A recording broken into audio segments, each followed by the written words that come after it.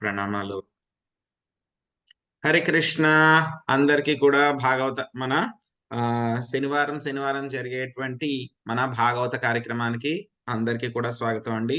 So భాగవత శ్రవణం చేసుకుందాము. చేసుకునే ముందు ప్రార్థనలు చేద్దాము.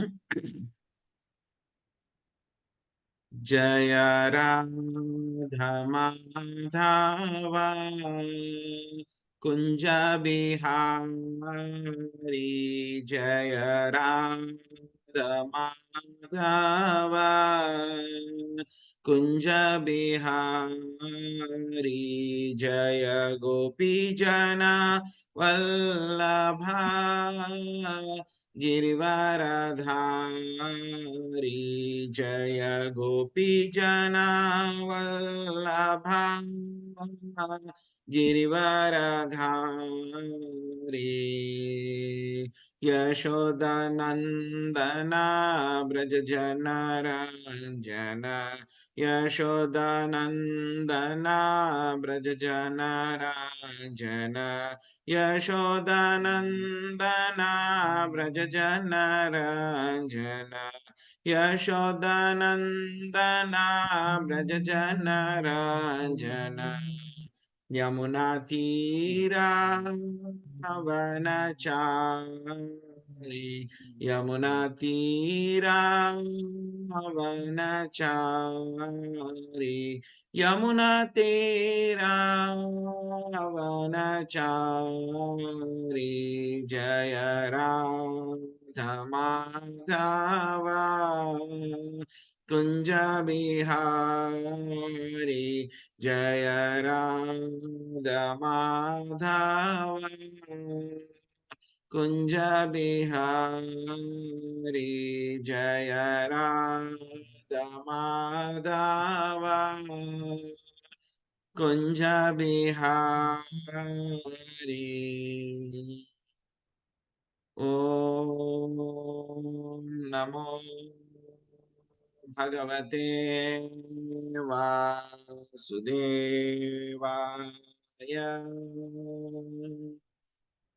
ओम नमो भगवते वासुदेवाय। ओम नमो भगवते वासुदेवाय।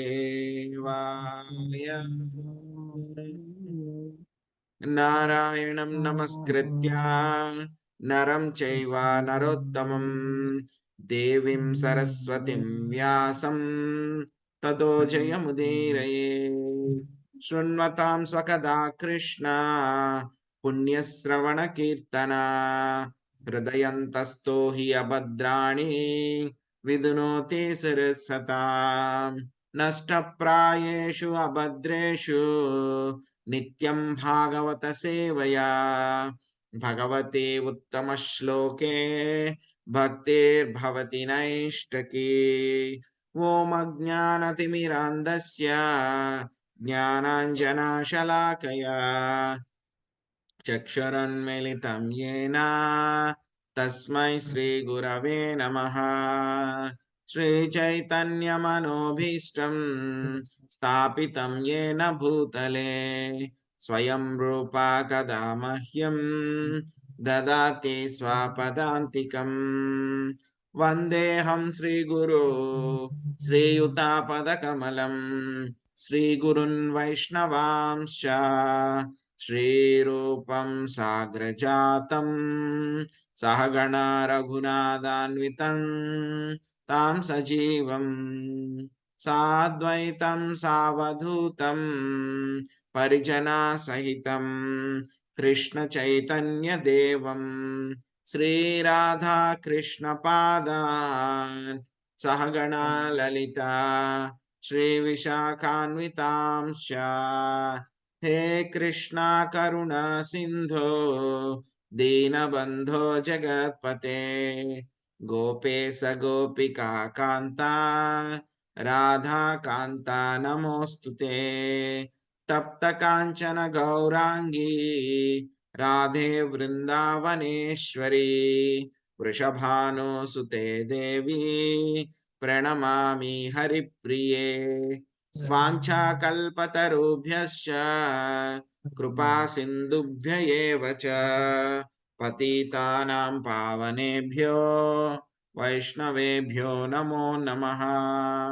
జయ శ్రీ కృష్ణ చైతన్య ప్రభు నిత్యానంద శ్రీ అద్వైత గదాధర శ్రీవాసాది గౌర భక్త వృంద.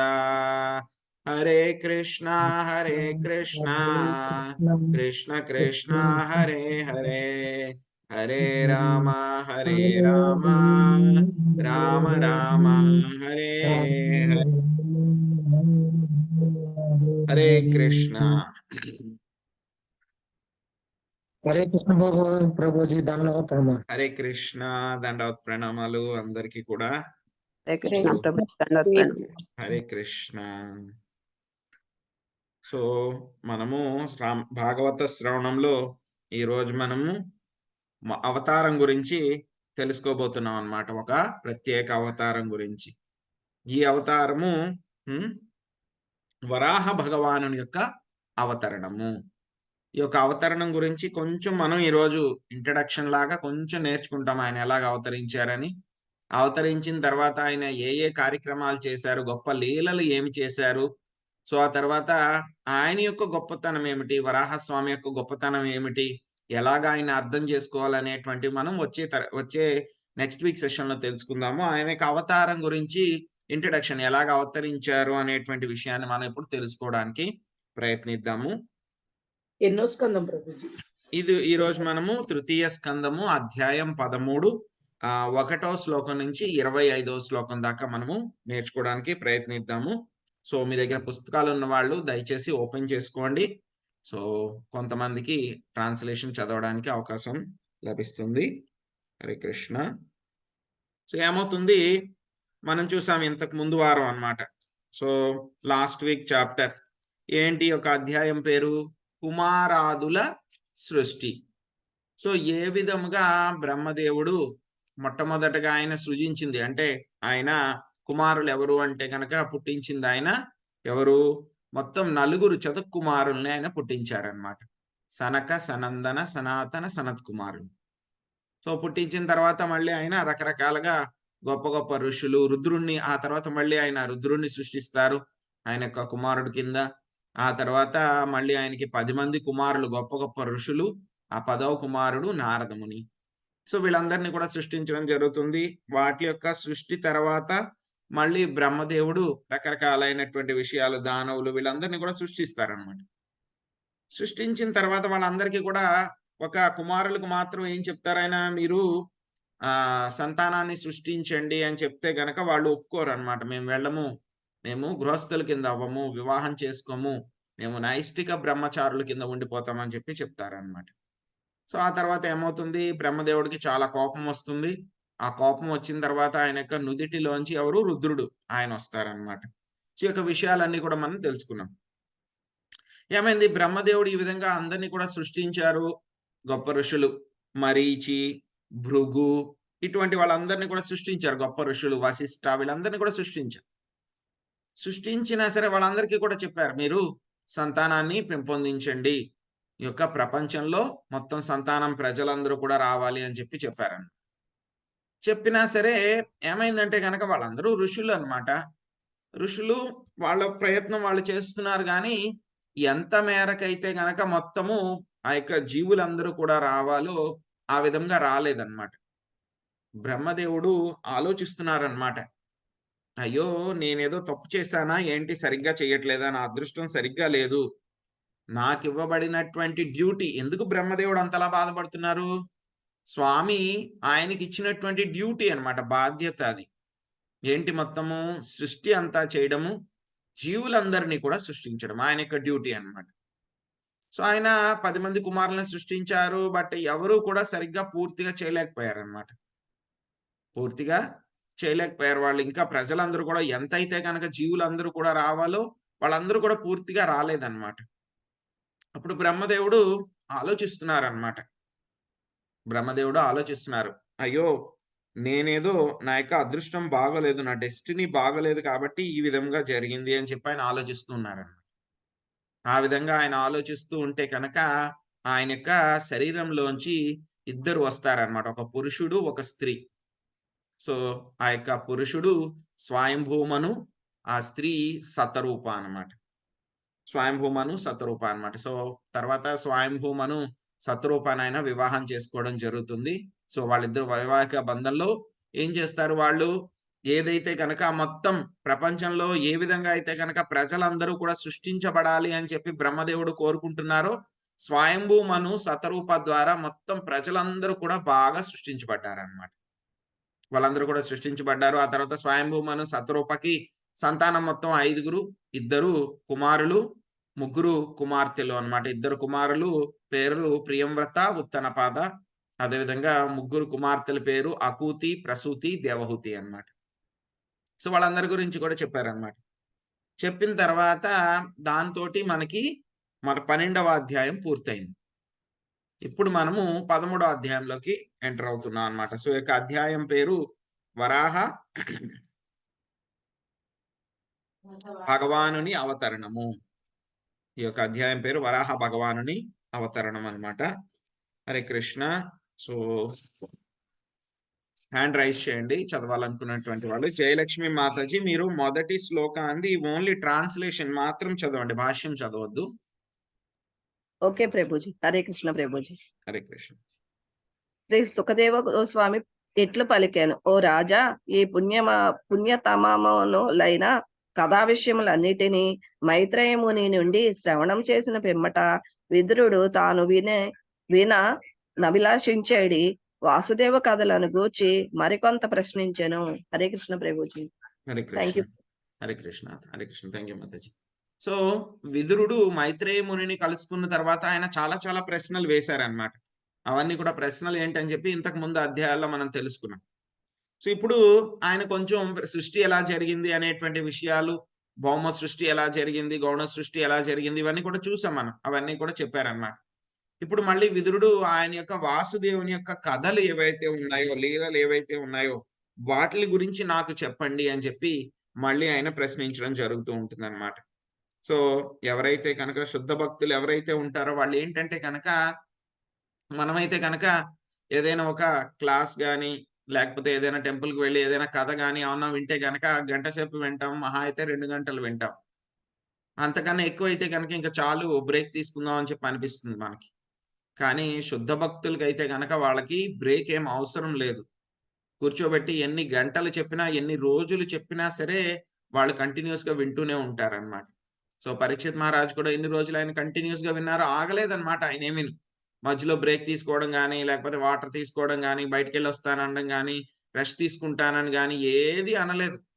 సుఖదేవ్ గోస్వామి, పరీక్షిత్ మహారాజ్ ఇద్దరు కూడా కంటిన్యూస్ గా 7 రోజులు మొత్తం భాగవతం అంతా కూడా శ్రవణం చేశారు.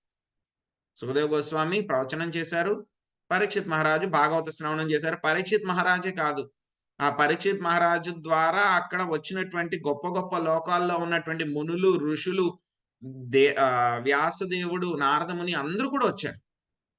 వాళ్ళందరూ కూడా 7 రోజులు వాళ్ళు కూడా ఏం బ్రేక్ తీసుకోలేదు.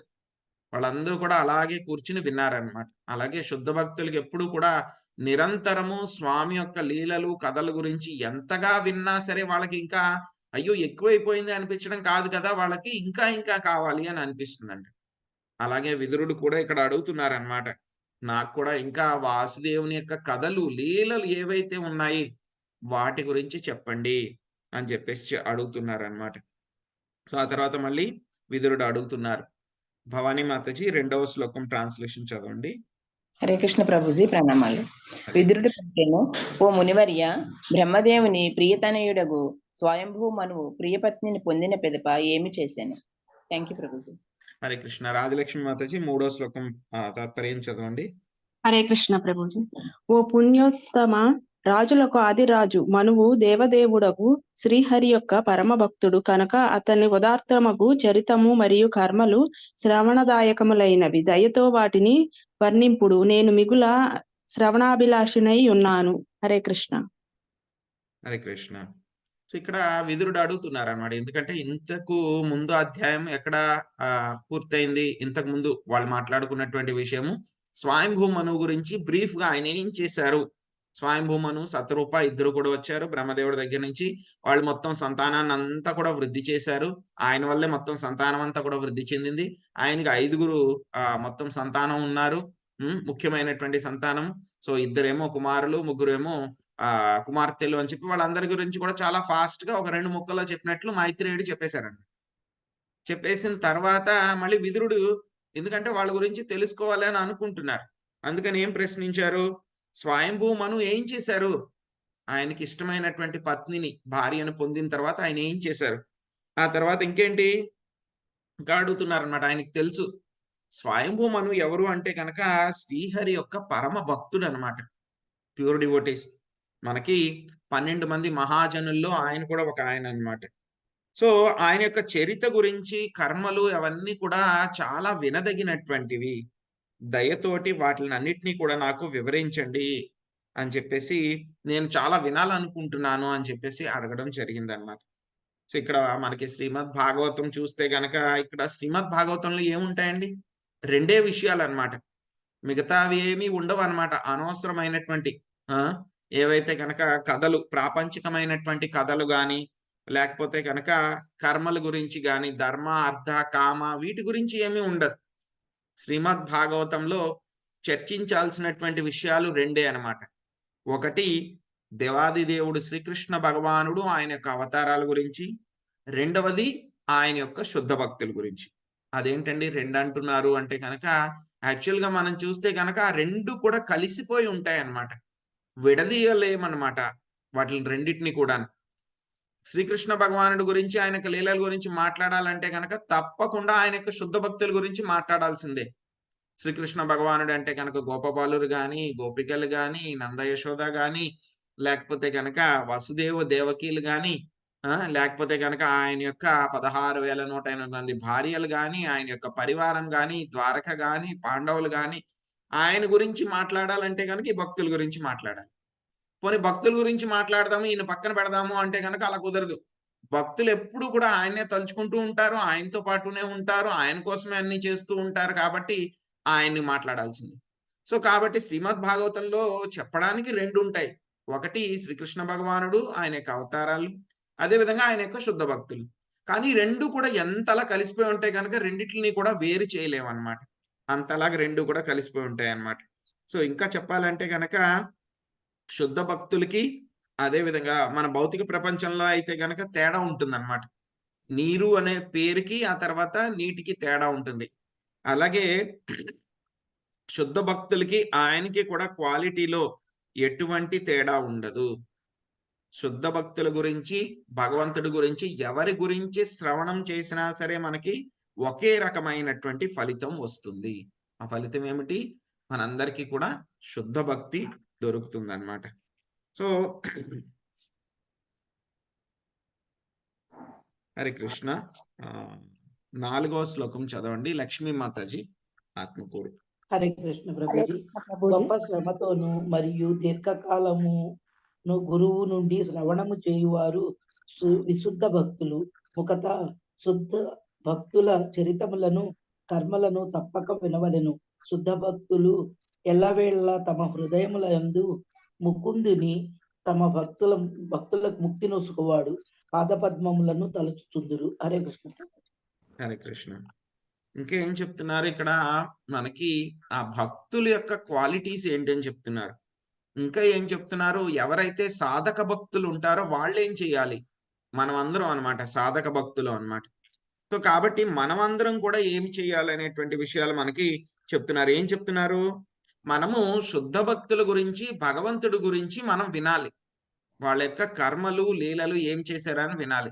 ఎక్కడి నుంచి వినాలి అనేటువంటిది కూడా చాలా క్లియర్ గా చెప్తున్నారు ఇక్కడ.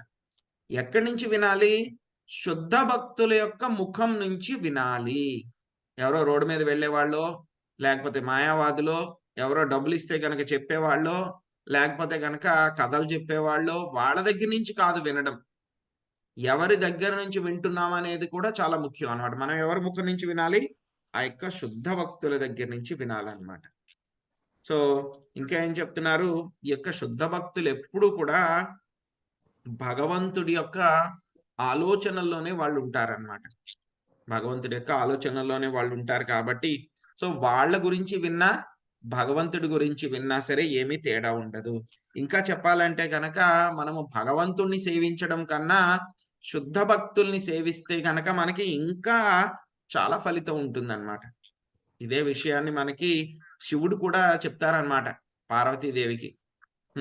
అన్ని ఆరాధనల్లో కూడా విష్ణు ఆరాధనము అన్నిటికంటే కూడా చాలా ఉత్తమమైనటువంటిది. ఆయన ఆరాధనము కంటే కూడా ఆయన యొక్క భక్తుల యొక్క ఆరాధన ఇంకా ఇంకా ఉత్తమము అని చెప్పి చెప్తారనమాట. సో కాబట్టి ఎవరైతే కనుక సాధక భక్తులు ఎవరైతే ఉన్నారో, ఎవరైతే కనుక గురువు యొక్క ఆశ్రయం తీసుకున్నారో వాళ్ళు ఏం చేయాలంట, శుద్ధ భక్తుల గురించి, స్వామి గురించి శుద్ధ భక్తుల యొక్క ముఖత వినాలి. వింటే ఏమవుతుందంట, వాళ్ళకి స్వామి యొక్క ఆ యొక్క పాద పద్మాల పట్ల వాళ్ళకి ఆసక్తి పెరుగుతుందన్నమాట. 5వ శ్లోకం చదవండి నాగం సునీత మాతాజీ. హరే కృష్ణ ప్రభుజీ, దండవత్ ప్రణామం. శ్రీ సుఖదేవ గోస్వామి పలికెను, విదురుడు పరమ సాత్వికుడును శాంతుడును అయిన కారణమున అతని ఒడిలో దేవదేవుడగు శ్రీకృష్ణుడు ముదముతో తన పాద పద్మముల నుంచెను. అతని పలుకులచే మైత్రేయ ముని మిగుల ప్రసన్నత నొందెను. ఆ విధముగా విదురుని స్ఫూర్తిచే ప్రభావితుడైన వాడై మైత్రేయుడు పలుకుటకు యత్నించెను. Hare Krishna Prabhuji, thank you. హరే కృష్ణ మాతాజీ. మనకి ఇక్కడ చూస్తే సహస్ర శీర్ష అని చెప్పి పదం వాడారనమాట. సో మనకి ఈ యొక్క పురుష సూక్త మొదలవుతుంది అనమాట. మనం చూసాం 2వ స్కందంలో కూడా పురుష సూక్త కన్ఫార్మ్డ్ అని చెప్పి ఒక అధ్యాయం వస్తుంది.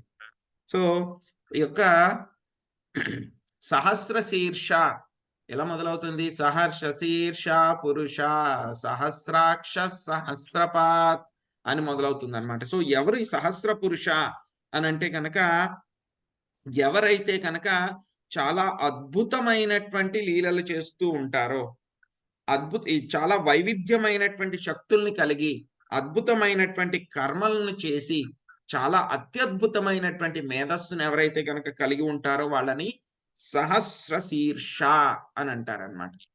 సో ఆ యొక్క సహస్ర శీర్ష అనే పదము ఎవ్వరికి కూడా అప్లికబుల్ కాదనమాట. కేవలం శ్రీకృష్ణ భగవానుడికి ఆయన యొక్క ఎక్స్పాన్షన్స్, స్వయం ఎక్స్పాన్షన్స్ ఏవైతే ఉన్నాయో, అవతారాలు ఏవైతే ఉన్నాయో వాళ్ళకి మాత్రమే యొక్క సహస్ర శీర్ష అనేటువంటిది అప్లికబుల్ అవుతుంది అనమాట. సో శ్రీకృష్ణ భగవానుడు ఏం చేసేవారు, ఒక్కొక్కసారి ఆయన పని మీద హస్తినాపురం వెళ్ళేవారు. వెళ్ళినప్పుడు ఆయన ఎక్కడ స్టే చేసేవారు, ఎందుకంటే కనుక పాండవులు ఉండేటువంటి వాళ్ళు కాదనమాట. అటువంటి సమయాల్లో ఆయన ఎక్కడ స్టే చేసేవాళ్ళు, విదురుడి యొక్క ఇంటికి వెళ్ళి అక్కడ స్టే చేసేవాళ్ళు అనమాట. స్టే చేసేటప్పుడు అక్కడ వసతి తీసుకున్నప్పుడు ఏం చేసేవారు, ఒక్కొక్కసారి ఆయన విశ్రాంతి తీసుకోవాలంటే గనక ఏం చేసేవారంట, విదురుడి యొక్క ఒడిలో ఆయన కాళ్ళు పెట్టి ఆయన పడుకునేవారంట, నిద్రపోయేవారంట. అప్పుడు విదురుడు స్వామి యొక్క పాద పద్మాలకి సేవ చేస్తూ ఉండేవాడు అనమాట. ఆ విషయాన్ని ఎవరు గుర్తు చేసుకున్నారంట, మైత్రేయముని గుర్తు చేసుకున్నాడంట అన్నమాట. ఆహా, విదురుడు ఎంత అదృష్టవంతుడైనా, స్వామి యొక్క పాద పద్మాల్ని డైరెక్ట్ గా స్వామి వాళ్ళ ఇంటికి వచ్చి ఆయన ఒళ్ళో పెట్టి ఆయన విశ్రాంతి తీసుకునే వాళ్ళు, ఎంత అత్యద్భుతమైనటువంటి వ్యక్తి ఈయన అని చెప్పి తలుచుకుంటూ విదురుడు ఆయన అడిగినటువంటి ప్రశ్నలకి సమాధానం చెప్పడం మొదలు పెట్టారనమాట. సో 6వ శ్లోకం ట్రాన్స్లేషన్ చదవండి కాజశ్రీదేవి మాతాజీ. హరే కృష్ణ ప్రభుజీ. మైత్రేయముని విదురునితో పలికెను, మానవుల పితయగు మనువు తన భార్యతో సహా ఉద్భవించిన పిదప ప్రణతులను అర్పించుచు ముకుళిత హస్తుడై వేద గర్భుడకు బ్రహ్మతో ఇట్లు పలికెను. Thank you Prabhuji. సో 7వ శ్లోకం చదవండి జనని మాతాజీ.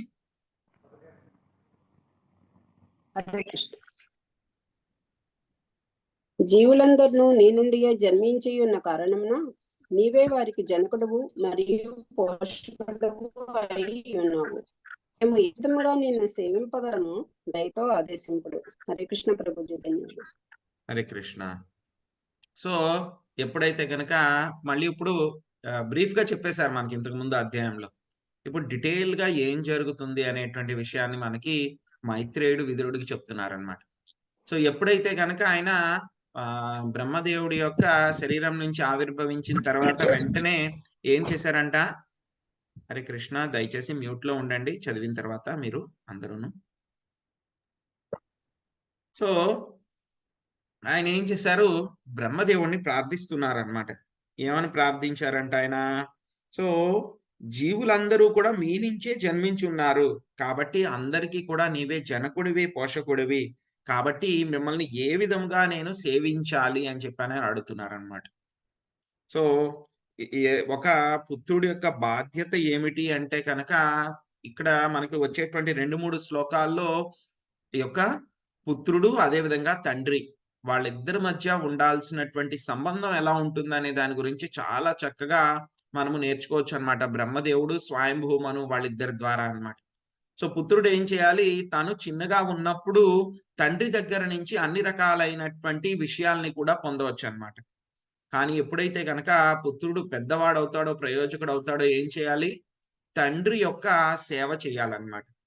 అలాగే స్వయంభూ మను కూడా ఏం చేశారు, ఆయన పుట్టిన తర్వాత వెంటనే ఏం చేస్తున్నారు, ఆయన అడుగుతున్నారు బ్రహ్మదేవుడిని, తండ్రి నా యొక్క బాధ్యత ఏమిటి, తర్వాత నేను చేయాల్సినటువంటి సేవ ఏమిటి, మీరు ఏ విధంగా నేను సేవ చేయాలి, దయచోటి నాకు ఆశీర్వదించండి అని చెప్పేసి అడుగుతున్నారనమాట. లక్ష్మీదేవి మాతాజీ 8వ శ్లోకం చదవండి ట్రాన్స్లేషన్. హరే కృష్ణ ప్రభుజీ. ఓ ఆరాధనీయుడ, మా శక్తి పరిధిలో కార్యనిర్వహణకై దయతో ఆదేశమునిము. అంతటా ఈ జన్మమున యశస్సు తదుపరి పరమగతి కలుగునట్లుగా దానిని మేము అనుసరింపగలము. హరే కృష్ణ ప్రభుజీ. హరే కృష్ణ. సో అడుగుతున్నారనమాట. ఏం అడుగుతున్నారు, మా యొక్క శక్తి అంటే నా శక్తి ఎంతో మీకు తెలుసు, కాబట్టి నా శక్తి ఎంతైతే ఉందో, ఎంతవరకు అయితే గనక నేను చెయ్యగలనో అంతలో మీరు ఏం చేయగలనో నాకు ఆదేశం ఇవ్వండి. సో ఏమవుతుందంటే ఆ విధంగా చేస్తే గనక యశస్సు తర్వాత జన్మలో కూడా మాకు పరమగతి కలుగుతుంది అని చెప్పి చెప్తున్నారనమాట. సో బ్రహ్మదేవుడు ఆయన ఏంటంటే కనుక శ్రీకృష్ణ భగవానుడి నుంచి ఆవిర్భవించారనమాట. సో కాబట్టి ఆయనకి కొన్ని బాధ్యతలు ఇచ్చారు. ఆ బాధ్యతల్ని ఎవరికి ఇచ్చారు, ఇప్పుడు స్వయంభూ మనుకి ఇవ్వబోతున్నారన్నమాట. సో ఆ బాధ్యతను వాళ్ళు నిర్వర్తిస్తే కనుక ఏమవుతుంది, భగవంతుడి యొక్క కార్యం చేసినట్టే అవుతుంది అక్కడ. ఎందుకంటే కనుక కుమారుడి కింద ఉన్నా సరే అది ఏమవుతుంది, సేవే అన్నమాట, భగవంతుడి యొక్క సేవే. కాబట్టి అలా చేస్తే ఏమవుతుంది, ఖచ్చితంగా ఈ జన్మలో మాకు గొప్ప కీర్తి కలుగుతుంది, అదేవిధంగా ముక్తి కూడా కలుగుతుంది అని చెప్పి ఆయన ఆ విధంగా అడుగుతున్నారనమాట. సో ఈ యొక్క స్వయంభూ మను యొక్క పరంపర ఏమిటి, ఇది మను నుంచి వచ్చినటువంటి పరంపర ఏమిటంటే కనుక భౌతికమైనటువంటిది అనమాట, వంశ పరంపర. కానీ బ్రహ్మదేవుడి దగ్గర నుంచి మనకి కూడా ఒక పరంపర వచ్చింది. ఏంట పరంపర, మనకి గురు శిష్య పరంపర వచ్చింది అనమాట. ఇది సంపూర్ణంగా ఆధ్యాత్మిక పరంపర అన్నమాట. సో మనం చూస్తాం మన యొక్క పరంపర ఏమిటి అంటే కనుక, ఒకసారి ఎందుకు మనం తలుచుకోవాలి యొక్క పరంపర గురించి అంటే గనక, మనం ఈ రోజు ఇలా కూర్చుని యొక్క భాగవత శ్రవణం చేస్తున్నాము, కనీసము 16 మాలలు రోజు జపం చేయగలుగుతున్నాము అంటే కనుక మనకి ముందు ఉన్నటువంటి గురువులు వాళ్ళ యొక్క కృప వల్లనే మనం చేయగలుగుతున్నాం అన్నమాట. సో వాళ్ళకి మనం ఎలా కృతజ్ఞత తెలుపుకోగలము, కనీసం వాళ్ళ యొక్క పేరు ఎవరు వాళ్ళు అని చెప్పి తలుచుకోవడం మూలంగా మనము వాళ్ళకి కృతజ్ఞత తెలుపుకోగలం అన్నమాట. కాబట్టి వాళ్ళని మనము ఒక్కసారి వాళ్ళ యొక్క పేర్లు మనము వినడానికి ప్రయత్నిద్దాం అన్నమాట. బ్రహ్మ, నారదుడు, వ్యాసుడు, మధ్వముని, ఆ తర్వాత ఆయన దగ్గర నుంచి మధ్వాచార్య అన్నమాట, పద్మనాభుడు, నరహరి, మాధవుడు, అక్షోభ్యుడు, జయతీర్థుడు, జ్ఞానసింధువు, దయానిధి, విద్యానిధి, రాజేంద్రుడు, జయధర్ముడు, పురుషోత్తముడు, బ్రహ్మణ్య తీర్థుడు, వ్యాస తీర్థుడు, లక్ష్మీపతి. సో ఇక్కడి నుంచి మనకి మధ్వగౌడీయ సాంప్రదాయం స్టార్ట్ అవుతుంది అనమాట. సో లక్ష్మీపతి, మాధవేంద్రపురి, ఈశ్వరపురి, చైతన్య మహాప్రభు, స్వరూప్ దామోదరుడు, రూప గోస్వామి మరియు ఇతరులు, రఘునాథ్ దాస గోస్వామి, కృష్ణదాస్ కవిరాజ్ గోస్వామి, నరోత్తమ దాస్ ఠాకూర్, విశ్వనాథ్ చక్రవర్తి ఠాకూర్, జగన్నాథ్ దాస్ బాబాజీ మహారాజ్, భక్తి వినోద్ ఠాకూర్, గౌరకిషోర్ దాస్ బాబాజీ, శ్రీ భక్తి సిద్ధాంత సరస్వతి, అదేవిధంగా అభయ చరణారవింద భక్తి వేదాంత స్వామి శ్రీల ప్రభుపాదికి జై. సో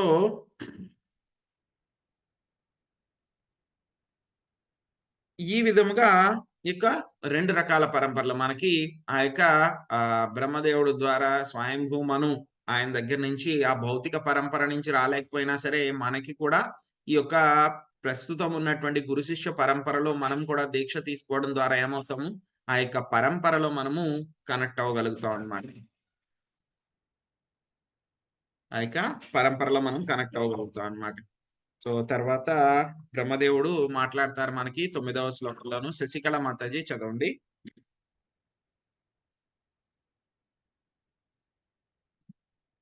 హరే కృష్ణ ప్రభుజీ. హరే కృష్ణ. బ్రహ్మదేవుడు పలికెను, పుత్ర ధరణీశ్వర, నీ ఎడ నేను మిగుల ప్రసన్నుడైతిని. మీ దంపతులు ఇరువురికి సమస్త శుభములు కలుగుగాక. నా ఉపదేశములకే నీ హృదయం నొసగి ఎటువంటి సంకోచము లేకుండా నీవు నాకు ఆత్మ సమర్పణము కావించింది. ధన్యవాదాలు ప్రభుజీ. హరే కృష్ణ. హరే కృష్ణ. సో ఎలా ఉంటుందంటే కనుక తండ్రి చాలా గొప్ప వ్యక్తి అనుకోండి, తండ్రి చాలా గొప్ప వ్యక్తి, పండితుడు లేకపోతే గొప్ప భక్తుడు అనుకోండి. సో ఒక్కొక్కసారి ఏమవుతుంది, కుమారుడు ఆయన యొక్క మాటల్ని వినకపోవచ్చు. అది ఆ యొక్క కుమారుడి యొక్క దురదృష్టం అన్నమాట. కానీ ఎప్పుడైతే కనుక ఆ కుమారుడు గొప్ప భక్తుడు ఉన్నాడు, శుద్ధ భక్తుడు అయి ఉన్నాడు, ఆయన యొక్క కుమారుడు కూడా తండ్రి చెప్పినటువంటి మాటల్ని చాలా చక్కగా వింటున్నాడు. అప్పుడు తండ్రి ఏం చేస్తాడు, ఆ కుమారుణ్ణి ఇంకా ఇంకా బాగా షైన్ చేయాలి, తనకంటే కూడా చాలా గొప్ప శుద్ధ భక్తుడి కింద చెయ్యాలి అని చెప్పి తండ్రి ప్రయత్నిస్తాడు అన్నమాట. సో దానికి ఏంటంటే ఏం కావాలి, ఆ యొక్క కుమారుడికి ఆ యొక్క విధేయత అనేటువంటిది కావాలన్నమాట. సో అదే విధంగా స్వయంభూమను ఎప్పుడైతే కనుక పుట్టిన వెంటనే కూడా ఆయన యొక్క తండ్రి అయినటువంటి బ్రహ్మదేవుడిని, నా బాధ్యత ఏమిటి, ఏ విధంగా మీకు సేవ చేయగలను అని అడిగితే కనుక బ్రహ్మదేవుడు వెంటనే చాలా చాలా సంతోషపడ్డారనమాట.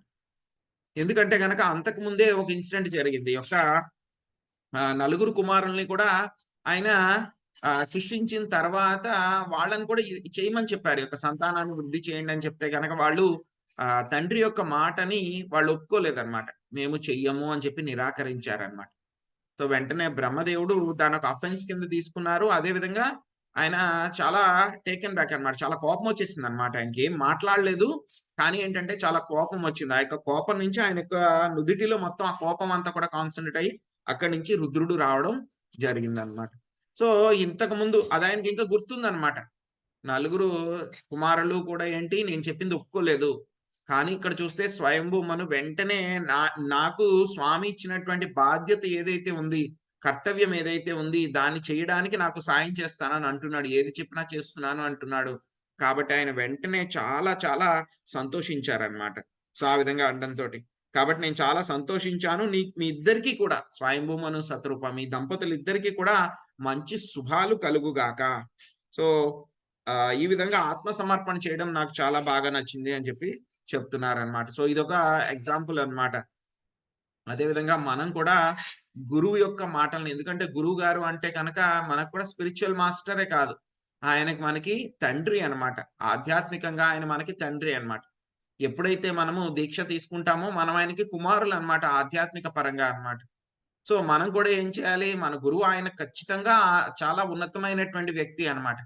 సో మనం కూడా స్వయంభూ మనువులాగా ఆయన బ్రహ్మదేవుడు ఏది చెప్పినా చేస్తాను అని అంటున్నారు. కాబట్టి మనం కూడా అదే విధంగా మన గురువు గారు ఏదైతే కనుక మనకి ఆదేశాలు ఇచ్చారో వాటిల్ని మనము మన యొక్క యథాశక్తి వాటిల్ని పాటించడానికి ప్రయత్నించాలన్నమాట. హరే కృష్ణ. సుజాత మాతాజీ 10వ శ్లోకం ట్రాన్స్లేషన్ చదవండి. హరే కృష్ణ ప్రభుజీ. హరే కృష్ణ. ఓ వీరుడా, తండ్రి సంబంధమున గల అనయనికి నీ ఉపమానము తగి ఉన్నది. పెద్దల ఎడ ఈ విధమగు ఆరాధన మిగుల వాంఛితమై ఉన్నది.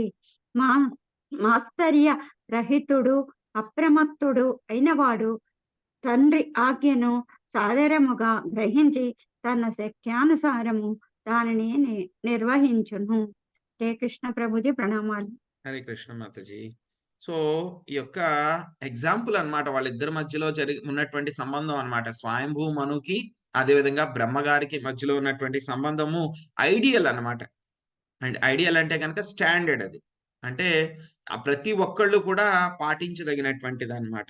సో తండ్రి కుమారుల మధ్య అటువంటి సంబంధం ఉండాలన్నమాట. సో కాబట్టి ఏం చేస్తున్నారు, ఏం చెప్పారు ఆయనకి అంటే కనుక చాలా అలర్ట్ గా ఉన్నవాడు, అదే విధంగా ఎటువంటి మాత్సర్యం కూడా లేనటువంటి వాడు ఏం చేస్తాడంట, తండ్రి యొక్క ఆజ్ఞని ఆయన స్వీకరించి తన శక్త్యానుసారము ఆయన స్వీకరించడానికి చేయడానికి ప్రయత్నిస్తారనమాట. సునీత మాతాజీ మీరు 11వ శ్లోకం చదవండి. హరే కృష్ణ ప్రభుజీ. హరే కృష్ణ. సత్వమశ్యామ సారీ ప్రభుజీ. నీవు పరమ విధేయుడవగు పుత్రుడవైనందున ఆత్మ సదృశులైన సంతానమును నీ భార్య ద్వారా పొందుమని నేను అడుగుచున్నాను. దేవదేవుని భక్తి యోగ నియమములను అనుసరించుచు ప్రపంచమును పాలించుము. ఆ విధముగా యజ్ఞ నిర్వహణ ద్వారా భగవానుని అర్చించుము. హరే కృష్ణ ప్రభుజీ. సో ఇక్కడ బ్రహ్మదేవుడు ఆయనకి నిర్దేశాలు ఇస్తున్నారనమాట, డైరెక్షన్స్ ఇస్తున్నారు, ఆయన చేయాల్సిన పని చెప్తున్నారనమాట. 3 రకాలైనటువంటి బాధ్యతలు ఆయన చెప్తున్నారనమాట, పనులు చెప్తున్నారు. సో మొట్టమొదటిది ఏం చెప్పారు ఆయనకి, సంతానాన్ని పొందండి. ఎటువంటి సంతానము, యువర్ క్వాలిటీ. ఆయనకి ఏవైతే కనుక ఉన్నటువంటి మంచి లక్షణాలు ఏవైతే ఉన్నాయో అటువంటి సంతానాన్ని పొందమంటున్నారు అనమాట. సో రెండవది ఏంటి, మొత్తం యొక్క భూమిని అంతటిని కూడా చాలా ధార్మికంగా పరిపాలించు అని చెప్తున్నారు. ఇంకా మూడవది ఏం చెప్తున్నారు, దేవాది దేవుడైనటువంటి శ్రీకృష్ణ భగవానుడిని రకరకాలైనటువంటి యజ్ఞాలు చెయ్యడం ద్వారా నీవు ఆయన్ని పూజించు అని చెప్తున్నారనమాట. ఈ 3 రకాలైనటువంటి విషయాలను ఆయనకి చెప్పడం జరిగిందనమాట. సో ఏమిటి, మొదటిది ఏమిటి, సంతానాన్ని వృద్ధి చేయమంటున్నారు. ఆ సంతానం కూడా ఏమిటి, అధర్మ పరులైనటువంటి వాళ్ళని కాదు, శుద్ధ భక్తుల లాంటి వాళ్ళు అనమాట. యాక్చువల్ గా చూస్తే కనుక వీళ్ళ గురించి వస్తుందన్నమాట. మొత్తం స్వయంభూ మను యొక్క సంతానం గురించే మనకి 3వ స్కందంలో వస్తుంది, 4వ స్కందంలో కూడా వస్తుంది. సంతానము, ఆయన యొక్క వంశం ఏదైతే ఉందో మొత్తం దాని గురించి మనకి ఫుల్ గా డిస్క్రిప్షన్ వస్తుంది అనమాట. మనం చూస్తాం స్వయంభూ మను యొక్క కుమారులు గాని వాళ్ళందరూ కూడా శుద్ధ భక్తులు అనమాట. వాళ్ళందరూ కూడా 3 కుమార్తెలు కూడా వాళ్ళు శుద్ధ భక్తులు. దేవహూతి గురించి ముందుగా వర్ణన వస్తుంది అనమాట మనకి. దేవహూతి కర్దమముని గురించి వర్ణన వస్తుంది. ఆ తర్వాత మళ్ళీ స్వయంభూ మను గురించి మనకి వర్ణన వస్తుంది. ప్రియంవ్రత గురించి వస్తుంది. తర్వాత దానికన్నా ముందు ఉత్తనపాద గురించి వస్తుంది. ఆయన యొక్క వంశంలో వచ్చినటువంటి ధ్రువుడు గురించి వర్ణన వస్తుంది. సో వీళ్ళందరి గురించి కూడా వర్ణన వస్తుంది. ఆయనకి చెప్పింది ఏమిటి, ధర్మపరులైనటువంటి సంతానాన్ని వృద్ధి చేయమని చెప్పారన్నమాట. స్వయంభూ మను అదే విధంగా ఆయన చేయడం జరిగిందనమాట. సో రెండవది ఏమిటి, భూమండలాన్ని అంతా కూడా పాలించమంటున్నారు. మూడవది ఏంటి, యజ్ఞాలు చేయమంటున్నారు అనమాట, స్వామి యొక్క సంతృప్తి కోసం అన్నమాట. సో ఇక్కడ ఏం చేయమంటున్నారు అంటే కనుక వర్ణాశ్రమ పద్ధతిని పాటించమని చెప్తున్నారు అనమాట. సో ఎవరైతే కనుక డైరెక్ట్ గా యొక్క భక్తి యోగాన్ని తీసుకోలేకపోతారో వాళ్ళు ఏం చేయాలి, వర్ణాశ్రమ పద్ధతి అనేటువంటి క్రమ విధానం ద్వారా భగవంతుడి దగ్గరికి మనము భగవంతుడికి సేవ చేయడానికి ప్రయత్నించాలన్నమాట. సో ఎవరైతే కనుక కొంతమంది అనుకుంటారు మేము గ్రాడ్యువల్ గా వెళ్ళమండి, డైరెక్ట్ గా భగవంతుడి యొక్క సేవ చేసేస్తాము అనేటువంటి వాళ్ళు ఏం చేస్తారు, మన యొక్క సనక సనాతన సనందన సనత్ కుమారుల్లాగా వాళ్ళు డైరెక్ట్ గా భక్తి యోగం తీసేసుకుంటారు వాళ్ళు. సో కాబట్టి వాళ్ళు ఈ వర్ణాశ్రమ పద్ధతి ఇవంతా కూడా పాటించరు అనమాట. అందుకే బ్రహ్మదేవుడు అడిగినప్పుడు వాళ్ళు నిరాకరించారు. యాక్చువల్గా ఏంటంటే కనుక యొక్క కుమారులు ఈ విధంగా నిరాకరించడము తప్ప అంటే కనుక భౌతిక పరంగా చూస్తే కనుక అది తప్పే అనమాట. ఎందుకంటే తండ్రి చెప్పింది చేయకపోవడం. కానీ వాళ్ళు దేనికోసం చెయ్యట్లేదు అని అంటే కనుక చాలా ఉన్నతమైనటువంటి ఉద్దేశ్యం ఉంది అక్కడ. ఏమిటి, వాళ్ళు నైష్టిక బ్రహ్మచారుల కింద ఉండి ఆ యొక్క భగవంతుణ్ణి ఆరాధించాలి అని అనుకుంటున్నారు. కాబట్టి దానికోసము తండ్రి యొక్క ఆదేశాన్ని ఉల్లంఘించారు కాబట్టి వాళ్ళు చేసింది తప్పు కాదు. అది తప్పు కాదనమాట అది. సో కాబట్టి మనం వాళ్ళని తప్పుగా అనుకోకూడదు అనమాట. సో మల్లేశ్వరి మాతాజీ మీరు 12వ శ్లోకం చదవండి. హరే కృష్ణ ప్రభుజీ. భౌతిక జగమునందు జీవులకు నీవు తగినంత రక్షణ నొసగగలిగినచో అది నాకు వనర్చడు ఉత్తమ సేవ కాగలదు. భగవానుడు నిన్ను బద్ధజీవుల రక్షకునిగా గాంచినప్పుడు ఆ ఋషికేశుడు నిక్కమగానియడ అతి ప్రసన్నుడు కాగలడు. హరే కృష్ణ. హరే కృష్ణ మాతాజీ.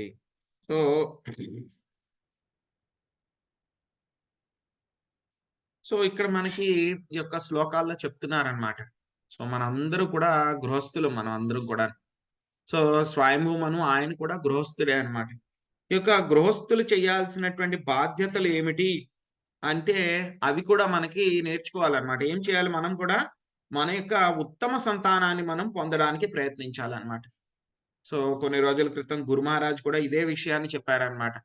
సో శుద్ధ భక్తులు ఎవరైతే మంచి భక్తుల్ని అటువంటి సంతానాన్ని మీకు ప్రసాదించమని స్వామిని ప్రార్థించండి, ఆ విధంగా ప్రయత్నించండి అని చెప్పేసి గురు మహారాజ్ కూడా చెప్పడం జరిగిందనమాట. సో గృహస్థులకి కొన్ని నిర్దేశాలు ఉన్నాయన్నమాట. అవి ఏంటి అంటే కనుక విష్ణు యొక్క ఆరాధనమే మానవ జీవితానికి అన్నిటికంటే కూడా హయ్యెస్ట్ అని చెప్పి వాళ్ళు మనం పెట్టుకోవాలన్నమాట. ఈ యొక్క వర్ణాశ్రమ పద్ధతిని ఏం చేయాలి, మనము సిస్టమేటిక్ గా పాటించడానికి మనము ప్రయత్నించాలన్నమాట. సో ఇక్కడ ఏం చెప్తున్నారు మనకి, ఈ విధంగా చేయడం మూలంగా ఏమవుతుంది, ఈ విధంగా చేయడం మూలంగా ఏమవుతుందంటే కనుక ఆ దేవదేవుడి యొక్క సేవ చేసినట్లే అవుతుంది. చాలా ఉత్తమమైనటువంటి సేవ. ఏమిటా సేవ? జీవులందరికీ కూడా రక్షణ కలిగించడము. రక్షణ కలిగించడము అంటే గనక వాళ్ళకి కష్టాలు వస్తే కనుక తీర్చడం కాదు రక్షణ అంటే గనక. వాళ్ళందరూ కూడా చాలా చక్కగా భక్తి చేసుకుని ఆ భగవంతుడి దగ్గరికి వెళ్ళడానికి కావలసినటువంటి ఫెసిలిటీస్ అన్ని కూడా ప్రొవైడ్ చేసి, ఎవరైనా సరే అధర్మవర్తనలు అవుతూ ఉంటే కనుక, భక్తి మార్గాన్ని విడిచిపెడుతూ ఉంటే కనుక వాళ్ళందరినీ కూడా మందలించి సరైన మార్గంలో పెట్టేటువంటి బాధ్యత ఒక రాజుగారికి ఎలాగైతే ఉంటుందో ఆ విధముగా జీవులందరూ కూడా మళ్ళీ యొక్క భౌతిక ప్రపంచంలో తిరిగి పడిపోయి వాళ్ళందరూ కూడా కిందగా ఉండేటువంటి జంతు శరీరంలోకి వెళ్లకుండా వాళ్ళందరినీ కూడా ఉద్ధరించడం ఇక్కడ రక్షణ అనేటువంటి మాట అన్నమాట. రక్షణ అంటే కనుక ఇది నిజమైనటువంటి రక్షణ అన్నమాట. ఒక రాజు యొక్క నిజమైనటువంటి బాధ్యత ఏమిటి అని అంటే కనుక, మొత్తము తన ప్రజ ఎవరైతే ఉన్నారో వాళ్ళందరినీ కూడా సరైనటువంటి సన్మార్గంలో వాళ్ళందరినీ కూడా నడిపించి భక్తి మార్గంలో ముందుకు తీసుకుని వెళ్ళి ఆ యొక్క దేవాది దేవుడి యొక్క పాద పద్మాల దగ్గరికి తీసుకుని వెళ్ళడమే రాజుగారి యొక్క బాధ్యత అన్నమాట. సో ఎవరైనా సరే ఈ విధముగా చెయ్యగలిగారు అంటే కనుక ఎస్, వాళ్ళ బాధ్యతలో వాళ్ళు కృతకృత్యులైనట్టు అన్నమాట. ఆ విధంగా ఎవరైతే కనుక చెయ్యలేదో, కేవలం వాళ్ళ దగ్గర నుంచి ట్యాక్సులు తీసుకుని ఆయనకి ఇష్టం వచ్చినట్లు ఖర్చు పెట్టుకుని ఆయన ఎంజాయ్మెంట్స్ కోసం చూసుకుని ప్రజలు ఎలా పాడైపోయినా పర్వాలేదు, నాకు ట్యాక్సులు ఇస్తే చాలు, ఏ చెత్త పనులు చేసినా పర్లేదు అనుకుని వదిలేసేటువంటి వాడు నిజమైనటువంటి రాజు కాదు, ఎగ్జిక్యూటివ్ కాదు. నిజమైనటువంటి ఎగ్జిక్యూటివ్ అంటే కనుక ఏం చేయాలి, బద్ధ జీవులందరికీ కూడా రక్షణ కల్పించాలి. అది రాజు యొక్క బాధ్యత అన్నమాట, ఆ యొక్క రక్షణ కల్పించడం. ఈ విధంగా చేస్తే కనుక ఏమవుతుంది అంటే కనుక ఋషికేశుడు నిజముగానే చాలా చాలా ప్రసన్నుడవుతాడు నీ పట్ల. కాబట్టి ఈ విధంగా చెయ్యి అని చెప్పి ఆయనకి చెప్తున్నారనమాట. శ్రీదేవి అడప మాతాజీ 13వ శ్లోకం చదవండి. హరే కృష్ణ ప్రభుజీ, దండవత్ ప్రణామాలు. దేవదేవుడు జనార్దనుడి శ్రీకృష్ణుడు సమస్త యజ్ఞ ఫలమును స్వీకరించేవాడు. అతడే సంతృప్తి చెందినచో పురోగతి కొరకై చేయబడు మానవుని శ్రమ ఎంతయు వ్యర్థము కాగలదు. అతడే చరమమగు ఆత్మ కనుక అతనిని సంతృప్తి పరుచనివాడు నిక్కముగా తన హితమునే ఉపేక్షించిన వాడగును. Hare Krishna Prabhuji. Hare Krishna. Thank you Mataji. So మనకి శ్రీమద్ భాగవతంలో మొదట్లోనే వచ్చేసింది ఈ యొక్క విషయం అన్నమాట. ఎక్కడో చివరిలోనో మధ్యలోనో కాదు, మొదటి స్కందము 2వ అధ్యాయం 8వ శ్లోకంలోనే చెప్పేశారు. ఏం చెప్పారు? ధర్మ స్వనిష్ఠితా పుంస విశ్వక్సేన కదాసుయత్ నోత్పాదయేత్యధిరతిం శ్రమయేవ హి కేవలం. మనము ఎన్ని రకాలైనటువంటి ధర్మాల్ని చేసినా, ఎన్ని బాధ్యతలు చేసినా, ఎన్ని కర్మలు చేసినా, ధర్మాస్వనిష్ఠితా పుంసాం, ఎన్ని చేసినా సరే విశ్వక్సేన కదాసుయాత్, ఆ యొక్క విశ్వక్సేనుడి యొక్క లీలల పట్ల, ఆయన పట్ల కనుక మనకి నోత్పాదయేత్ యది రతిం, ఒకవేళ కనుక ఆయన పట్ల మనకి రతి ఆసక్తి కలగలేదు అంటే కనుక మనం చేసిన పనులు గాని, మనం చేసిన ఉద్యోగాలు గాని, వ్యాపారాలు గాని, సంపదలు గాని, చేసినటువంటి అన్ని రకాలైనటువంటి మానవులకి, వేరే వాళ్ళందరికీ కూడా ఆ సేవ చేస్తాం, ఈ సేవ చేస్తాం అని చెప్పి ఎన్ని చేసినా సరే చివరికి శ్రీకృష్ణ భగవానుడి యొక్క పాద పద్మాల పట్ల మనకి ఆసక్తి కలగలేదు అని అంటే కనుక మనం చేసినవన్నీ కూడా గుండు 0. అదే మనము ఎంత తక్కువ చేసినా సరే మనకి ఆయన పాద పద్మాల పట్ల ఆసక్తి కలిగింది అని అంటే కనుక ఎస్ వీఆర్ సక్సెస్ఫుల్, మనము సక్సెస్ అయ్యామన్నమాట. సో అదే విషయాన్ని బ్రహ్మదేవుడు కూడా మళ్ళీ స్వయంభూ మనకి అదే విషయాన్ని చెప్తున్నారనమాట. మొత్తం అన్ని యజ్ఞ ఫలితాలని కూడా స్వీకరించేది ఆయనే. ఆయన సంతృప్తి చెందకపోతే కనుక నువ్వు ఎన్ని ఉద్యోగాలు చేసినా 100 అంతస్తులు బిల్డింగ్ కట్టినా సరే అన్ని కూడా వేస్ట్, అనవసరం, వృధా, శ్రమ అంతా కూడా వృధా. సో ఆయనని సంతోషపరచని వాడు, ఎందుకు ఆయన్ని సంతోషపరచాలి? మేము నన్ను నేను సంతోషపరచుకోవాలి, ఆయన ఎందుకు సంతోషపరచుకోవాలి అని అంటే కనుక ఆయనని సంతోషపరచగలిగితే కనుక నీ యొక్క మంచిని నువ్వు చేసుకున్నటువంటి వాడు అవుతావు. ఒకవేళ కనుక ఆయన్ని సంతోషపరచలేకపోతే కనుక నీకు నువ్వు మంచి చేసుకోవట్లేదు అని చెప్పి దాని యొక్క అర్థం అన్నమాట. ఏదో మనం స్వామికి సేవ చేస్తాము, ఆయనకి భోగా పెడతాము, ఆయనకి అగరబత్తి చూపిస్తాము, ఆయనకి హారతి ఇస్తాము, పువ్వులు సమర్పిస్తాము. ఎందుకు? ఆయన దగ్గర అవన్నీ లేవా? అన్నీ ఉన్నాయి. ఆయనకి ఎవరు ఇవ్వాల్సిన అవసరం ఏమీ లేదు. ఆయన ఆత్మారాముడు అన్నమాట. అన్నీ ఆయన దగ్గర ఉన్నాయి. బయట నుంచి ఏమీ సపోర్ట్ అవసరం లేదు. మనకి ఆనందం కావాలంటే కనుక బయటికి వెళ్ళి ఎత్తుక్కోవాలి. మనం ఏదో వస్తువు నుంచో వేరే వాళ్ళ దగ్గర నుంచో మనం ఆనందం వెతుక్కోవాలి. కానీ ఆయనకు అవసరం లేదు, అన్నీ కూడా ఆయనలోనే ఉన్నాయి. ఇంకా చెప్పాలంటే కనుక అందరికీ కూడా ఆనందాన్ని ఇవ్వగలిగేటువంటి పెద్ద సముద్రం ఆయన. మరి ఆయనకి మనం ఎందుకు ఇవ్వాలి అంటే కనుక ఆయనకి ఇవ్వడం ద్వారా మనకి అది ఆనందం కలుగుతుంది. ఆయనకి సేవ చేస్తే కనుక అది మన యొక్క హితము. కాబట్టి మనం ఆయనకి సేవ చేయాలి. ఏదో ఆయనకి తక్కువైపోయిందనో లేకపోతే మన దగ్గర నుంచి ఆయన అవన్నీ కూడా తీసుకుని ఆయన ఎంజాయ్ చేస్తాడని కాదనమాట. ఆయనకి ఇస్తే కనుక అది మనందరి కోసం, మన మంచి కోసం మనం ఇస్తున్నాం అన్నమాట. ఇంకా చెప్పాలంటే కనుక ఆయన స్వీకరిస్తున్నాడు అంటే కనుక మన మీద ప్రేమతోటి ఆయన స్వీకరిస్తున్నాడు. అంతేగాని ఆయనకి తీసుకోవాల్సినటువంటి అవసరం గాని, ఆయనకి తీసుకోవాల్సినటువంటి ఉద్దేశం గాని వేరే ఏమీ లేదనమాట. కాబట్టి ఎవరైతే కనుక ఆయన్ని సంతృప్తి పరచరో నిజంగా వాళ్ళు ఏంటంటే వాళ్ళ యొక్క హితాన్ని వాళ్ళే పట్టించుకోవట్లేదు. ప్రతి ఒక్కళ్ళు ఏం చేస్తారు? నాకు మంచి జరగాలని ప్రతి ఒక్కళ్ళు ప్రయత్నిస్తారు. నాకు మంచి జరగాలి అని కోరుకున్నటువంటి ప్రతి వాడు కూడా ఆయన్ని, శ్రీకృష్ణ భగవానుడిని సంతోషపెట్టడానికి ప్రయత్నించాలన్నమాట. అప్పుడు స్వయంభూ మను మాట్లాడతారు. ఏం మాట్లాడుతున్నారు అనేటువంటిది చూద్దాము. హరే కృష్ణ. చదవని వాళ్ళు ఎవరైనా చదువుతారండి? 14వ శ్లోకం తాత్పర్యం రైస్ చేయండి, హ్యాండ్ రైస్ చేయండి ఎవరైనా చదవాలి అని అనుకుంటే. లక్ష్మీదేవి మాతాజీ చదవండి. హరే కృష్ణ ప్రభుజీ. 14 కదా ప్రభుజీ? అవును మాతాజీ. శ్రీ మనువు పలికెను, హే ప్రభు పాప సంహార, నేను నీ ఆజ్ఞానుబద్ధుడను. నా స్థానమును, నా నుండి వినిపించే జీవుల స్థానమును దయతో ఇప్పుడు తెలియచేయుడు. హరే కృష్ణ ప్రభు. హరే కృష్ణ. సునీత మాతాజీ మీరు 15వ శ్లోకం చదవండి.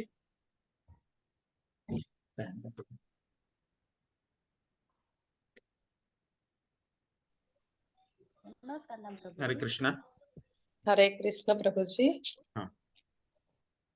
ఓ దేవతా ప్రభు, సకల జీవులకు నివాస స్థానమైన కారణమున ధరణిని పైకి లేవనెత్తుటకు యత్నింపుము. అది ఇప్పుడు మహాజలములందు మునిగి ఉన్నది. నీ యత్నము చేతును మరియు భగవత్ కరుణ చేతును ఆ కార్యము సాధ్యపడగలదు. హరే కృష్ణ ప్రభుజీ. హరే కృష్ణ మాతాజీ. సో ఇక్కడ ఏం చెప్తున్నారు అంటే కనుక మను అడుగుతున్నారు అన్నమాట బ్రహ్మదేవుడిని. సో నేను ఈ పనులన్నీ కూడా చేయాలి. ఆయన ఏమన్నారు? ఇంతకు ముందు ధరణీశ్వర అని చెప్పి పిలిచారనమాట ఆయన్ని. అంటే కనుక మొత్తం భూమికి అంతటికీ కూడా నువ్వు యజమానివి, పాలించేటువంటి వాడివి అని చెప్పారనమాట. సో రుద్రుడు కూడా, ఆయన కూడా పుట్టిన వెంటనే ఆయన కూడా ప్రశ్నించారు, నేను ఎక్కడ, నా ప్రదేశం ఏంటి, నా బాధ్యత ఏమిటి అని చెప్పి ఆయన అడిగారు అనమాట. గట్టిగా ఏడుస్తూ ఏడుస్తూ అడిగారు. సో అదే విధంగా స్వయంభూ మను కూడా అడుగుతున్నాడు, ధరణీశ్వర నేను మీరు చెప్పినటువంటి బాధ్యత అంతా చేయడానికి నేను రెడీగా ఉన్నాను, కానీ నాకు ఉండడానికి నివాసం ఏది? జీవులందరినీ సృష్టించిన తర్వాత నేను వాళ్ళని ఎక్కడ ఉంచాలి? మనుషులందరినీ కూడా నేను ఎక్కడ ఉంచాలి? సో కాబట్టి వాళ్ళందరూ ఉండడానికి నివాస స్థానము నాకు తెలియచేయండి. ఇంకేం అడుగుతున్నారు? ఆయన యొక్క నివాస స్థానం అయినటువంటి భూమి ఎక్కడుంది? అది ఇప్పుడు గర్భోదక సముద్రంలో మునిగిపోయి ఉంది. కాబట్టి దాన్ని ఎలాగైనా సరే మీరు పైకి తీసుకుని రావడానికి ప్రయత్నించండి. ఈ యొక్క పని మునిగిపోయినటువంటి గర్భోదక సముద్రంలోంచి భూమిని తీసుకొని రావడం అనేటువంటిది మీ యొక్క ప్రయత్నం చేత, భగవంతుడి యొక్క కరుణ చేత మాత్రమే ఇది సాధ్యపడగలదు అని చెప్పి ఆయన అడుగుతున్నారు అనమాట. శ్రీదేవాడప్ప మాతాజీ 16వ శ్లోకం చదవండి ట్రాన్స్లేషన్. హరే కృష్ణ ప్రభుజీ. శ్రీ మైత్రేయుడు పలికెను, ధరణి జలమునందు మునిగి ఇండుటను గాంచి దానిని ఏ విధముగా ఉద్ధరింపవలెననుచు బ్రహ్మదేవుడు దీర్ఘకాలమున ఆలోచించెను. హరే కృష్ణ. సో అప్పుడు ఎప్పుడైతే కనుక ఆయన ఈ విధంగా అడిగారో, స్వయంభూమను అడిగిన తర్వాత బ్రహ్మదేవుడు ఆలోచిస్తున్నారు అనమాట. సో ఏమైంది, ఈ యొక్క జలంలో అది మునిగిపోయింది, గర్భోదక సముద్రంలో ఆ యొక్క భూమండలం అంతా కూడా మొత్తం మునిగిపోయింది అనమాట. దాన్ని ఎలాగ బయటికి తీసుకురావాలి నేను అనేటువంటిది ఆయన ఆలోచిస్తూ ఉన్నారనమాట. ఇప్పుడు మనము వచ్చేటువంటి లీలలు, వరాహస్వామి యొక్క అవతరణ గురించి మనం ఇప్పుడు నేర్చుకోబోతున్నాం అనమాట. వరాహస్వామి అవతరిస్తారు, ఆ యొక్క విషయాన్ని మనము ఇంకొక కొన్ని శ్లోకాల్లో మనం చూస్తాం అనమాట. ఈ యొక్క వరాహస్వామి యొక్క అవతరణ 2 సార్లు జరిగిందనమాట. అది వరాహస్వామి యొక్క అవతరణ మనకి 2 మన్వంతరాల్లో జరిగింది. 2 వరాహ అవతారాలు ఉంటాయన్నమాట. ఒకటి శ్వేత వరాహం అన్నమాట. అది చాలా తెల్లగా, ఎలాగా మనకి చంద్రుడిలాగా తెల్లగా ఉంటారన్నమాట ఆయన ఫామ్. రెండవ వరాహ స్వామి నీల వరాహ అన్నమాట. ఆయన ఎలా ఉంటారు అంటే కనుక నీలి రంగు క్లౌడ్ అన్నమాట. ఆ యొక్క మేఘం ఎలా ఉంటుంది, నీలి రంగు మేఘం ఎలాగ ఉంటుందో ఆ విధంగా ఆయన ఉంటారన్నమాట. ఈ యొక్క శ్వేతవరాహ ఎలా వచ్చారు అంటే కనుక మనం చూస్తాం, ఆయన బ్రహ్మదేవుడి యొక్క నాసికలోంచి ఆయన రావడం జరిగిందనమాట.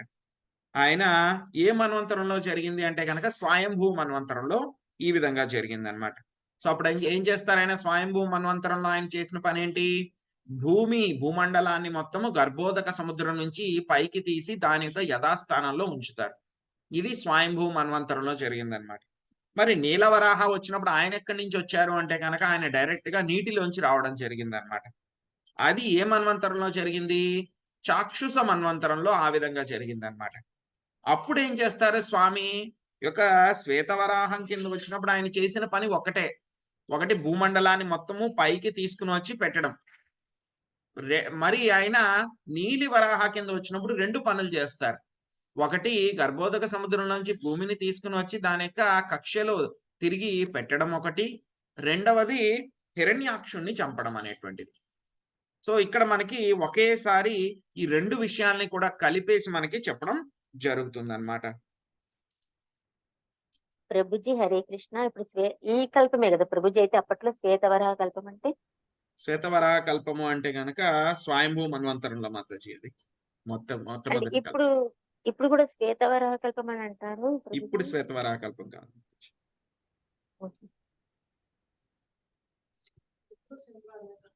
ఎప్పుడు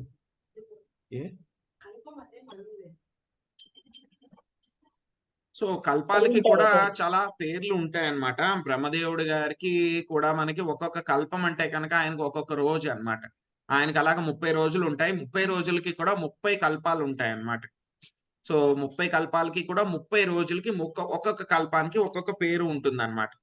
సో ఈ యొక్క శ్వేతవరాహ కల్పం అనేటువంటి ఒక రోజులో బ్రహ్మదేవుడి గారి యొక్క ఒక రోజులో స్వయంభూ మన్వంతరంలో ఈయన శ్వేతవరాహ రావడం జరిగిందనమాట. అంటే రొటేషన్ అవుతుంది కదా ప్రభుజీ, అలా అని అర్థం. రొటేషన్ అవుతుంది, కానీ ప్రతి కల్పంలో కూడా ఆయన రారు. ఇక్కడ 2 కల్పాల్లోనే ఆయన వచ్చారు అని చెప్పి చెప్పారన్నమాట. 2 ఒకటి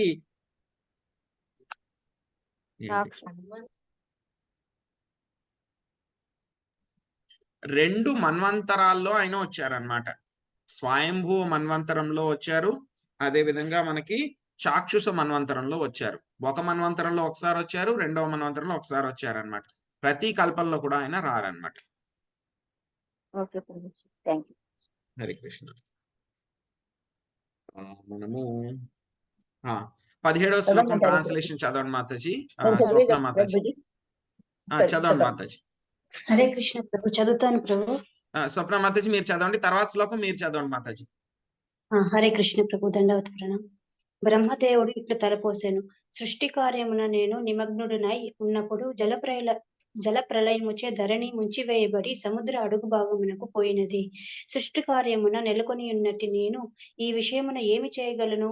కనుక భగవానుడే నాకు మార్గదర్శనము చేయుట పరమోత్తమము కాగలదు. హరే కృష్ణ ప్రభు. థ్యాంక్ యూ ప్రభు.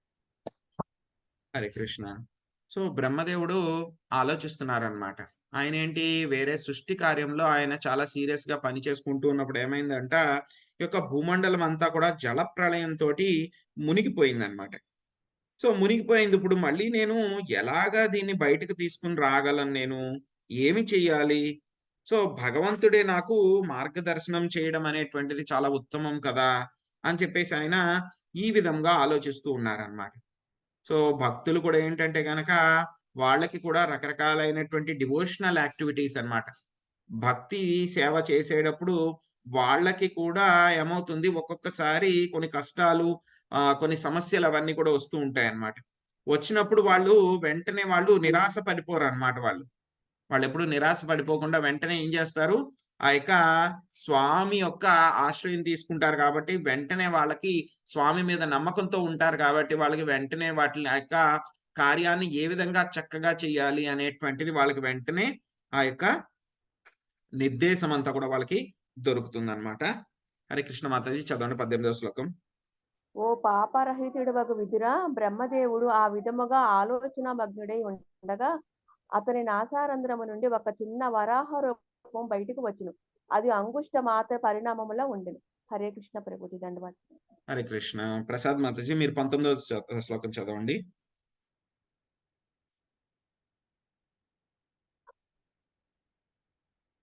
హరే కృష్ణ ప్రభుజీ. ఓ భరతవంశజుడ, బ్రహ్మదేవుడు దానిని కాంచునంతలతో ఆ వరాహ రూపమును బ్రహ్మాండముగు ఏనుగు వలె పరమాత్మకు అద్భుతముగా ఆకాశమును నెలకొనెను. హరే కృష్ణ ప్రభు. హరే కృష్ణ. మల్లేశ్వరి మాతాజీ మీరు 20వ శ్లోకం చదవండి. చదివాను ప్రభుజీ ఇప్పుడే నేను. చదివారు ఇప్పుడు మీరే. సో లక్ష్మీ మాతాజీ చదవండి. హరే కృష్ణ ప్రభుజీ. ఆకాశమునందు వరాహమును బోలిన అద్భుత రూపమును గాంచి చకితుడైన బ్రహ్మదేవుడు మరీచి వంటి ప్రముఖులకు నిపుణులతో సనకాది కుమారుల మరియు మనువుతోనూ కూడినట్టు వాడై పరి విధముల తర్పంపదగొడెను. హరే కృష్ణ ప్రభు. మాతాజీ మీరు 21వ శ్లోకం చదవండి.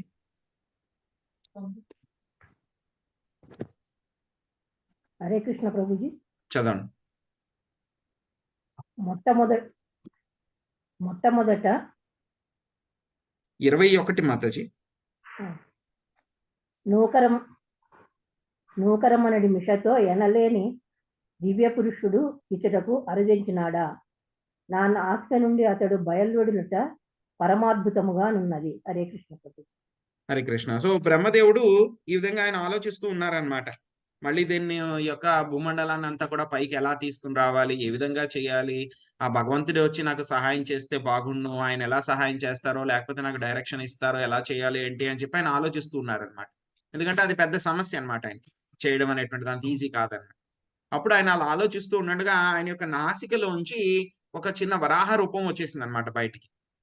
ఆయనకి తెలియదు అనమాట. ఇంతకుముందు మనం చూసాం బ్రహ్మదేవుడి యొక్క శరీరంలోంచి అందరూ కూడా వచ్చారు, ఆయన యొక్క కుమారులు అందరూ కూడా వచ్చారన్నమాట. కానీ ఈసారి ఆయన యొక్క ప్రమేయం లేకుండానే ఒక వరాహ రూపం ఆయన యొక్క నాసికలోంచి వచ్చింది అనమాట. ఎంత ఉందంటే కనుక ఆయన యొక్క అంగుష్టం అంటే కనుక 1 ఇంచ్ అనమాట, ఇంత థంబ్ అనమాట, మన యొక్క బటన్ వేలు అంత అంగుష్టం అంటే కనుక అది వచ్చేసింది అనమాట బయటికి. వచ్చేసి వెంటనే ఏమైపోయిందంటే అది చాలా పెద్దగా ఒక పెద్ద ఏనుగులాగా అయిపోయిందంట, ఆకాశంలో ఉందంట. అది కూడా ఎలా ఉందంట, తెల్లగా ఉందంట. సో అక్కడే బ్రహ్మదేవుడు ఆయన యొక్క కుమారులు మరీచి వీళ్ళందరూ కూడా అక్కడే ఉన్నారనమాట, చూస్తూ ఉన్నారు. వాళ్ళందరూ కూడా ఆశ్చర్యపడిపోయారు, ఏమైంది, బ్రహ్మదేవుడి యొక్క నాసికలోంచి ఏదో ఒక చిన్న వరాహ సుగర్ రూపం వచ్చింది, చాలా చిన్నగా ఉంది, 1 ఇంచ్ ఎంత ఉంది. వెంటనే ఏమైపోయింది, అది చూస్తూ ఉండగానే ఆకాశంలో చాలా పెద్దగా అయిపోయింది. ఏంటిది అని చెప్పేసి అందరూ ఆశ్చర్యపోతున్నారు. ఆశ్చర్యపోయిన తర్వాత అక్కడే బ్రహ్మగారి యొక్క కుమారులు వాళ్ళందరూ కూడా ఉన్నారు, స్వయంభూమను కూడా అక్కడే ఉన్నారు, బ్రహ్మగారి యొక్క కుమారులు వీళ్ళందరూ కూడా అక్కడే ఉన్నారనమాట. సో వాళ్ళందరూ కూడా ఆశ్చర్యపోతున్నారనమాట. ఈ యొక్క సూకరము అనేటువంటి యొక్క మిషతోటి ఎవరైనా సరే, గొప్ప పురుషుడు ఎవరైనా సరే వచ్చారా, అది కూడా ఏంటి నా నాసిక నుంచి రావడం అనేటువంటిది ఏదో చాలా పరమ అద్భుతంగా ఉంది ఇది అని చెప్పి అందరూ కూడా స్టన్ అయిపోయారనమాట. యాక్చువల్గా అది వెంటనే జరిగిన తర్వాత ఆశ్చర్యపోయారనమాట అందరూ కూడా. స్వప్న మాతాజీ 22వ శ్లోకం చదవండి. హరే కృష్ణ. మొట్టమొదట ఈ వరాహము అంగుష్ట మాత్ర పరిమాణంగా గోచరించెను. తక్షణమే గండశిలతో సమానముగా పెద్దగానైనది. ఈ విషయంలో నా మనసు మోహగ్రస్తమగుచున్నది. ఈతడు దేవదేవుడగు విష్ణువాయేమి? హరే కృష్ణ. Thank you. హరే కృష్ణ. మల్లేశ్వరి మాతాజీ చదవండి 23వ శ్లోకం. హరే కృష్ణ హరే ప్రభు. కృష్ణ ప్రభుజీ. ఈ విధముగా ఈ విధముగా బ్రహ్మదేవుడు తన పుత్రులతో చర్చించుచుండగా విష్ణు భగవానుడు గొప్ప పర్వతము వలె గంభీరముగా గర్జన చేసెను. అంతే ప్రభు. హరే కృష్ణ. థ్యాంక్ యూ మాతాజీ. 24 నేను చదివేద్దా ప్రభుజీ? చదవండి మాతాజీ. హరే కృష్ణ. సర్వ శక్తిమంతుడగు దేవదేవుడు తన అసాధారణమగు కంఠంతో తిరిగి గర్జించి బ్రహ్మదేవుని ఇతర ద్విజోత్తములను రంజింపజేసెను. ఆ గర్జన అన్ని దిక్కుల యందు ప్రతిధ్వనించెను. హరే కృష్ణ ప్రభుజీ. హరే కృష్ణ. సో బ్రహ్మదేవుడు ఈ విధంగా ఆలోచిస్తున్నారనమాట. ఎవరైనా చాలా అద్భుతంగా ఉంది, నా నాసికలోంచి వచ్చారు, వచ్చినప్పుడు చాలా చిన్న అంగుష్టం కింద ఉన్నారు, మళ్ళీ చూస్తే కనుక ఒక పెద్ద పర్వతం లాగా, పెద్ద ఏనుగులాగా ఆయన ఆకారం మారిపోయింది. ఎవరా ఈయన? దివ్య పురుషుడా? విష్ణు భగవానుడే ఈ విధంగా వచ్చారా? ఎందుకంటే మిగతా వాళ్ళందరూ ఎవరొచ్చినా సరే నాకు తెలుస్తుంది, కానీ నాకంటే కూడా తెలియనటువంటి విషయాలు, తెలియనటువంటి వ్యక్తి అంటే కనుక ఆయనే. ఎంత నేను తెలుసుకుందామని ప్రయత్నించినా, ఎంత తెలుసుకున్నా ఇంకా తెలుసుకోవాల్సింది చాలా ఉంది, కాబట్టి నాకే తెలియట్లేదు, నేను మోహగ్రస్తుని అవుతున్నాను అంటే కనుక ఖచ్చితంగా ఇది విష్ణు భగవానుడే అయి ఉండొచ్చేమో అని చెప్పేసి ఆయన ఆ విధంగా ఆలోచిస్తూ ఉన్నారనమాట. అప్పుడు మొత్తం అందరి హృదయాల్లో కూడా ఉండేటువంటి పరమాత్మ కదండి ఆయన, ఆయనకి అన్ని తెలుస్తాయి ఎవరి హృదయాల్లో ఏం జరుగుతున్నాయని చెప్పేసి. అప్పుడు ఆయన ఏం చేశారు అంటే కనుక బ్రహ్మదేవుడికి, నువ్వు అనుకున్నది కరెక్టే, నేనే విష్ణువునే, నేను ఒక వరాహ రూపంలో రావడం జరిగింది అని చెప్పి ఆయన ఎలా చెప్పారు? ఆయన ఇప్పుడు ఏంటి, శూకర రూపంలో ఉన్నారు కదా, ఆయన ఏం చేశారు, వెంటనే శూకరం ఏం చేస్తుంది, మాట్లాడదు కాబట్టి ఏం చేస్తుంది, అది గర్జిస్తుంది అనమాట. ఆ యొక్క వరాహ రూపంలో ఆయన గర్జించారనమాట. గర్జించినప్పుడు చూస్తే కనుక మన యొక్క జనరల్ గా ఎలా ఉంటుంది, మన యొక్క ఆకారాన్ని బట్టి మన యొక్క వాయిస్ ఉంటుంది అనమాట. మనం ఎంత పెద్దగా ఉంటే కనుక అంత పెద్దగా మాట్లాడగలం. చిన్నపిల్లలు అయితే కనుక వాళ్ళ వాయిస్ తక్కువ ఉంటుంది, పెద్దవాళ్ళు పెరిగే కొద్దీ ఏమవుతుంది, వాళ్ళ వాయిస్ కొంచెం పెరుగుతుంది అనమాట. అదే విధంగా సింహాలు అవన్నీ కూడా పెద్దవి ఉంటాయి కాబట్టి వాటి యొక్క వాయిస్ కూడా ఎక్కువ ఉంటాయి. కానీ స్వామి ఇక్కడ ఎంత ఉన్నారు, ఇక్కడ పెద్ద పర్వతం అంత సైజులో ఉన్నారు ఇక్కడ. కాబట్టి ఆయన కూడా గర్జించారు. ఆ గర్జించినప్పుడు ఆ వాయిస్ అంతా కూడా ఎలా ఉంది, చాలా భీకరంగా ఉందన్నమాట. ఏమవుతుంది, మనం చూస్తూ ఉంటాం ఒక్కొక్కసారి మనకి బాగా ఉరుములు మెరుపులు వచ్చినప్పుడు ఏమవుతాయి, మనకి ఆకాశంలోంచి కూడా గర్జన వస్తుంది అనమాట. చాలా ఉరుములు పిడుగులు పడినాయి అనుకోండి, మనం చాలా భయపడిపోతాం వెంటనే, అలాంటి పెద్ద పెద్ద శబ్దాలు వస్తే కనుక. కానీ ఇక్కడ చూస్తే కనుక స్వామి యొక్క గొప్పతనం ఏంటంటే కనుక ఆయన పెద్దగా గర్జించారనమాట. ఆయన యొక్క సైజ్ ప్రకారం ఆ గర్జన అక్కడ ఉండేటువంటి వాళ్ళు అందరూ కూడా విన్నారు. కానీ విన్న వాళ్ళు ఎవ్వరూ కూడా, భక్తులు ఎవరైతే ఉన్నారో వాళ్ళు ఎవ్వరూ కూడా భయపడలేదంట. వాళ్ళు భయపడకపోవడం కాకుండా ఎలా ఉందంట, గర్జన చాలా మనస్సుకి చాలా ఆనందం కలిగించిందంట వాళ్ళందరికీ కూడా. ఎవరైతే కనుక ద్విజ ఉత్తములు అంటే కనుక బ్రాహ్మణులు ఎవరైతే ఉన్నారో, ద్విజులు ఎవరైతే ఉన్నారో వాళ్ళందరి యొక్క హృదయాల్ని కూడా చాలా రంజింపచేసింది అనమాట. సో ఆ యొక్క గర్జన మొత్తము అన్ని దిక్కుల్లో కూడా అది రీసౌండ్ అయింది అనమాట, ప్రతిధ్వనించింది అనమాట. ఆ యొక్క గర్జన అంతా బాగా ఉందన్నమాట ఆ యొక్క గర్జన. హరే కృష్ణ. 25వ శ్లోకం చదవండి ఎవరైనా. హరే కృష్ణ ప్రభుజీ. హరే కృష్ణ ప్రభుజీ. మాయామయుడగు వరాహ భగవానుని పరమ మంగళమగు గంభీరమైన గర్జనను వినంతట జనలోక, తపోలోక, సత్యలోకములందు వసించు ఋషులు, మునులు 3 వేదముల నుండి పవిత్ర మంత్రములను ఉచ్చరించి. హరే కృష్ణ ప్రభుజీ. హరే కృష్ణ. ఇక్కడ చూస్తే కనుక స్వామి మొదటగా ఒక్కసారి వచ్చిన తర్వాత ఒకసారి గర్జించారు, ఆ తర్వాత మళ్ళీ తిరిగి రెండవసారి ఇక్కడ గర్జించారు అనమాట. సో ఎప్పుడైతే కనుక ఆ యొక్క గర్జన ఎలా ఉందంట, చాలా గంభీరంగా ఉంది, అయినా సరే ఎలా ఉందంట, చాలా అందరి హృదయాల్ని కూడా సంతోషపరిచేలాగా ఉందంట ఆ యొక్క గర్జన. సో ఆ గర్జన ఎలా ఉందంట, వరాహ భగవానుడి యొక్క గర్జన ఇంకా పరమ మంగళకరము. ఆ గర్జనను అందరూ కూడాను విన్నారనమాట. మొత్తము పైన ఉన్నటువంటి జనలోక, తపోలోక, సత్యలోక, ఒక చోట కాదనమాట, మొత్తం ఆ 3 లోకాల్లో ఉన్నటువంటి వాళ్ళందరూ కూడా ఆయన యొక్క గర్జన విన్నారనమాట. ఏదో సత్యలోకంలోనే ఇన్సిడెంట్ జరుగుతుంది, సో బ్రహ్మదేవుడు ఎక్కడైతే ఉన్నారో ఆ ప్రదేశంలోనే మాత్రమే వినబడింది కాదు, మొత్తం 3 లోకాలు, పైన ఉన్నటువంటి 3 లోకాల్లో కూడా ఆయన యొక్క గర్జన అందరికి కూడా వినపడింది అనమాట. సో విన్న తర్వాత ఆయన యొక్క గర్జన దేనితోటి సమానము అంటే కనుక వేద మంత్రాలతోటి సమానం అన్నమాట. వేదాలే అన్నమాట ఆయన యొక్క గర్జన కూడా. కాబట్టి వెంటనే భక్తులు ఏం చేస్తారు, స్వామి వచ్చారు అనుకోండి, వెంటనే ఏం చేస్తారు, స్వామికి ప్రార్థిస్తారు అందరూ కూడా, స్వామికి ప్రార్థనలు చేస్తారు అందరూ కూడా. అలాగే ఎప్పుడైతే కనుక వరాహ భగవానుడు వచ్చారో, వరాహస్వామి వచ్చారో, వాళ్ళందరికీ కూడా, ఎందుకంటే వాళ్ళందరూ ద్విజోత్తములు కాబట్టి వాళ్ళందరికీ కూడా అర్థమైపోయింది వచ్చింది ఎవరు, శ్రీకృష్ణ భగవానుడి యొక్క అవతారము అని చెప్పి వాళ్ళందరికీ కూడా తెలుసు. ఆ యొక్క గర్జనను బట్టి వాళ్ళందరికీ కూడా అర్థమైపోయింది అనమాట. సో అర్థమైపోయిన తర్వాత మనం కూడా ఏం చేస్తాము, ఎవరైనా సరే గొప్ప గొప్ప గురువులు కానీ భక్తులు కానీ వస్తే కనుక వెంటనే ఏం చేస్తాం, మనం కూడా వాళ్ళని ప్రేయర్ చేస్తాం అన్నమాట. మనం కూడా ప్రేయర్ చేస్తాం. ఎలా అయితే కనుక శ్రీకృష్ణ ఆయనకు అవతారం అని చెప్పి వెంటనే తెలిసిపోయిందో, ఆయన వేద స్వరూపుడు అని చెప్పి తెలిసిపోయిందో, వాళ్ళందరూ కూడా పైన ఉన్నటువంటి 3 లోకాల్లో ఉన్నటువంటి వాళ్ళందరూ కూడా ఏం చేశారంట, వెంటనే వేద మంత్రాల్లో ఏవైతే కనుక ఉత్తమమైనటువంటి ప్రేయర్స్ ఏవైతే ఉన్నాయో వాటిని అన్నిటినీ కూడా వాళ్ళు ఉచ్చరించడం మొదలు పెట్టారనమాట. అందరూ కలిసి ఒకేసారి ఉచ్చరించడం మొదలు పెట్టారనమాట. సో మరి మనందరికీ కూడా ఆ విధంగా వేద మంత్రాలు రావు కదండి. సో స్వామి దగ్గరికి వెళ్ళినా, లేకపోతే కనుక స్వామి యొక్క రూపం చూసినా సరే, అర్చా విగ్రహాన్ని చూసినా సరే, ఎక్కడైనా ఊరేగింపు చూసినా సరే, మరి మనం ఏం చేయాలి, మనకి వేద మంత్రాలన్నీ చదవడం కూడా రాదు అంటే కనుక మన దగ్గర కూడా వేద మంత్రాలతో సమానమైనటువంటి అత్యుత్తమమైనటువంటి మంత్రం మన దగ్గర కూడా ఉంది. అందరూ చెప్పండి, హరే కృష్ణ హరే కృష్ణ కృష్ణ కృష్ణ హరే హరే హరే రామ హరే రామ రామ రామ హరే హరే. సో ఆ విధంగా ఉన్నత లోకంలో ఉన్నటువంటి వాసులందరూ కూడాను స్వామిని రకరకాలైనటువంటి వేద మంత్రాలతోటి వాళ్ళందరూ కూడా కీర్తించడం జరిగిందనమాట. సో ఆ తర్వాత వరాహస్వామి ఏం చేశారు, ఆయనకు వరాహ రూపం ఏమిటి, ఆ వరాహ రూపం ఆయనక శరీరంలో వివిధ భాగాలు ఏమిటి, దేనితోటి సమానం, అవన్నీ కూడా ఆయన మనం ఏ విధంగా చూడాలి, ఏ విధంగా అర్థం చేసుకోవాలి, ఆయన యొక్క లీల ఏమిటి, ఎందుకు చేశారనేటువంటి విషయాలు మనము వచ్చే వారం తెలుసుకుందాం అండి. హరే కృష్ణ. ప్రభుజీ నేను చదవమంటారా ప్రభుజీ? అయిపోయింది మాతాజీ, 25 శ్లోకాలు ఈ రోజు మాతాజీ.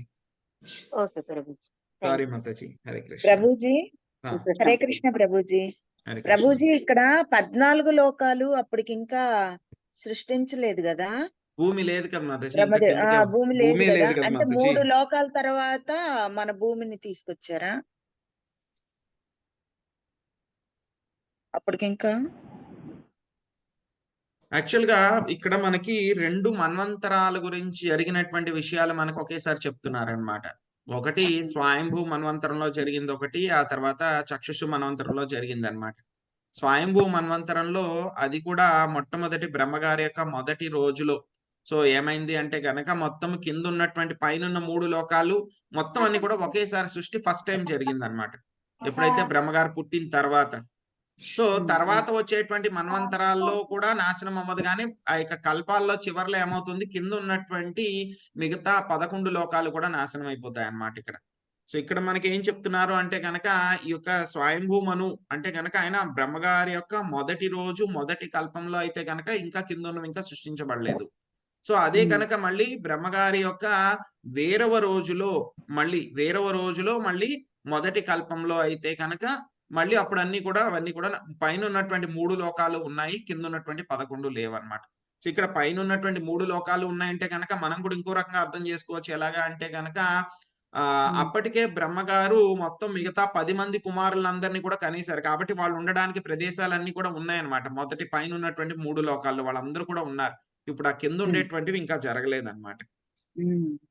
Okay thank you.